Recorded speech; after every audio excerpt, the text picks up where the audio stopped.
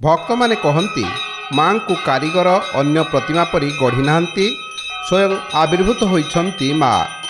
1178 साल मराठा शासनर समय नथिला ओडिशा को रेल सेवा। धर्मपरायण व्यक्ति प्रहलाद चंद्र काननगो महापात्रଙ୍କ भक्ति संतुष्ट होई माँ कलिकतारू बयांडी को आसिबाकू मन करथिले। हेले जलपूर्ण कियाबण रास्तार झुणा गुगुल सुगंधर बास्ना बंद होइजिबा सहित माँकर ऋणुझुणु नुपुर शब्द शुणा न जिबारु प्रहलाद भावविह्वल होई पछकू चाहि दियंती तो दंडायमान भंगीरे पाइले माँ को। एपरि अलौकिक किंबदंती थिबा अपार महिमार अधिकारिणी हेउछंती भद्रक जिला धामनगर ब्लॉक कोठार बजार छक निकटस्थ महंत साहिरे पूजा पाउथिबा माँ कोटराक्षी ठाकुराणी।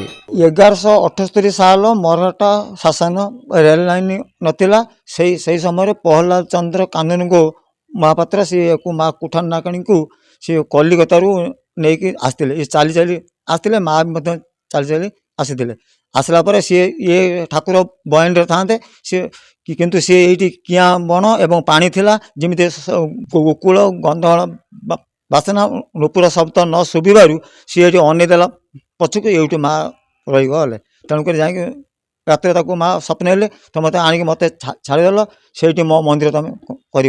असुविधार सम्मुखीन भक्त माँ निकटरे आकुल निवेदन कले जंजालू मुक्ति लाभ करे। माँ उपरे अतुट भरोसा और विश्वास जेकोसी शुभ काम हेउ माँ को निमंत्रण करे भक्त। एठी जेकोसी शुभ काम करिया को हेले प्रत्येक व्यक्ति प्रथम माँ को निमंत्रण करे तापर जाकि तार शुभ काम आरंभ करे एवं ये विश्वास भरोसा विश्वास समस्तंकर आम ग्रामवासी अच्छी। माँ पाखक न आसले जहाँ टिके विपद हम सांगे सांगे माँ पाखे आकुल निवेदन करती। तेणु माँ आमर सर्वसर्वा कि माँ को छाड़ी आम ये पंचायत सारा लोक प्लस बाहर पंचायत लोक बहु समागम ये दुर्गा पूजा हुए लक्ष्मी पूजा हुए काली पूजा भी हुए एठी माने महा आडंबर हुए। ये देवता आमर जन्म नहीं 600-800 वर्षर देवता ये जो किंबदंती नना कहले ये हूँ किंबदंती से पलि आसते ये निर्दिष्ट रही।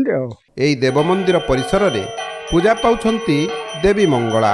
स्थानीय अंचल रे कोठार नाहाकानी बोली प्रसिद्ध यही देवीपीठ रे प्रत्येक दिन श्रद्धालु माने दीप लगाई आलती रे जोग देबा परे समूह पूजक दाशरथी पाणिग्राही पाखरु माँ को किंबदंती महिमा और नीतिबाणी शुणती। लक्ष्मी पूजा सहित विभिन्न देवी पूजा पर्व पालन हेउथिबा बेले दूर दूरांतरु आसीथिबा भक्त मानक समागम रे वर्षर मुख्य पर्व दुर्गा पूजा महासमारोह रे एठारे पालित होइथाए।